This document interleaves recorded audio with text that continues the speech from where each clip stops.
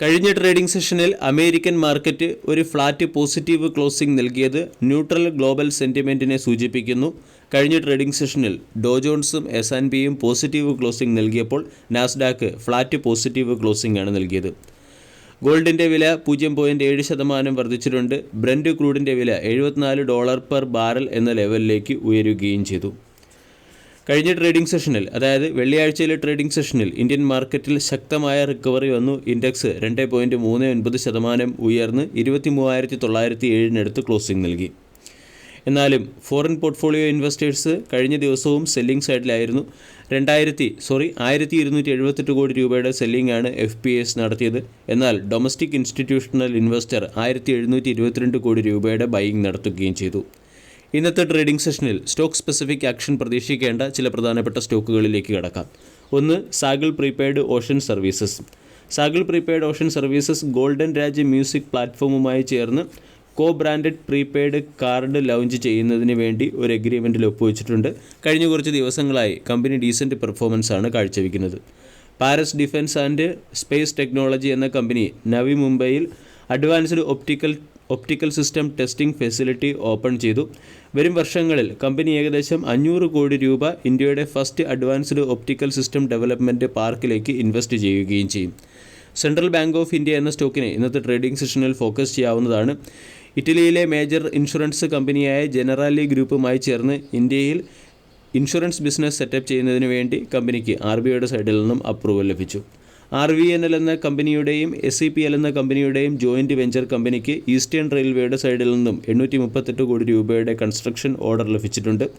Protein governance technology എന്ന കമ്പനിയുടെ OFS fully സബ്സ്ക്രൈബ്ഡായി. ജ്യോതി structures എന്ന കമ്പനി 500 കോടി രൂപ റൈറ്റ് ഇഷ്യൂ വഴി ഫണ്ട് റൈസ് ചെയ്യാൻ തീരുമാനിച്ചു. VST ഇൻഡസ്ട്രീസ് അതിൻ്റെ ചില ഇമ്മൂവബിൾ പ്രോപ്പർട്ടി 102 കോടി രൂപയ്ക്ക് VNS ബയോ പ്രൊഡക്റ്റ് എന്ന കമ്പനിക്ക് വിറ്റു. റൈറ്റ്സ് എന്ന കമ്പനിക്ക് നോർത്ത് ഈസ്റ്റ് ഫ്രോണ്ടിയർ റെയിൽവേയുടെ സൈഡിൽ നിന്നും 532 കോടി രൂപയുടെ ഇലക്ട്രിഫിക്കേഷൻ വർക്ക് ലഭിച്ചിട്ടുണ്ട്. മുമ്പ് കമ്പനിക്ക് 288 കോടി രൂപയുടെ വർക്കായിരുന്നു ലഭിച്ചത്. അതിനെ പുതുക്കി ഇപ്പോൾ 532 കോടിയിലേക്ക് ഉയർത്തിയിട്ടുണ്ട്. ഡിസംബർ മാസം മുതൽ ഇൻഡെക്സിൽ റീജിക്ക് വരികയാണ്. BSE ഇൻഡെക്സിൽ JSW സ്റ്റീൽ പുറത്തു പോവുകയും ആ സ്ഥാനത്ത് സൊമാറ്റോ എന്ന കമ്പനി സ്ഥാനം പിടിക്കുകയും ചെയ്യും. അതുകൊണ്ട് ഈ രണ്ട് സ്റ്റോക്കുകളെയും വരും ദിവസങ്ങളിൽ ഫോക്കസ് ചെയ്യാവുന്നതാണ്. മഹീന്ദ്ര ലൈഫ് സ്പേസ് ഡെവലപ്പേഴ്സ് എന്ന കമ്പനി ജപ്പാനിലെ സുമിത്തോമോ കോർപ്പറേഷനുമായി ചേർന്ന് തമിഴ്നാട്ടിൽ ഇൻഡസ്ട്രിയൽ പാർക്ക് പ്രോജക്റ്റ് ഡെവലപ്പ് ചെയ്യാൻ തീരുമാനിച്ചു. ഈ ജോയിൻറ്റ് വെഞ്ചർ അല്ലെങ്കിൽ ഈ ഡീലിൻ്റെ പശ്ചാത്തലത്തിൽ സുമിത്തോമോ എന്ന കമ്പനി തമിഴ്നാട്ടിൽ 225 കോടി രൂപയുടെ ഇൻവെസ്റ്റ്മെൻറ്റ് നടത്തും. കൊച്ചിൻ ഷിപ്പ്യാർഡ് എന്ന സ്റ്റോക്കിനെയും ഇന്നത്തെ ട്രേഡിംഗ് സെഷനിൽ ഫോക്കസ് ചെയ്യാം. കൊച്ചിൻ ഷിപ്പ്യാർഡ് ഒരു പ്രമുഖ ഫോറിൻ കമ്പനിയുമായി ചേർന്ന് ക്രിട്ടിക്കൽ ജാക്കബ് റിഗ്സ് ഡിസൈൻ ചെയ്യുന്നതിന് വേണ്ടി മെമ്മറാൻഡം ഓഫ് അണ്ടർസ്റ്റാൻഡിങ്ങിൽ ഒപ്പുവെച്ചിട്ടുണ്ട്. RBL ബാങ്കിന് മുകളിൽ റിസർവ് ബാങ്ക് ഓഫ് ഇന്ത്യ 61 ലക്ഷം രൂപയുടെ പെനാൽറ്റി ഏർപ്പെടുത്തി.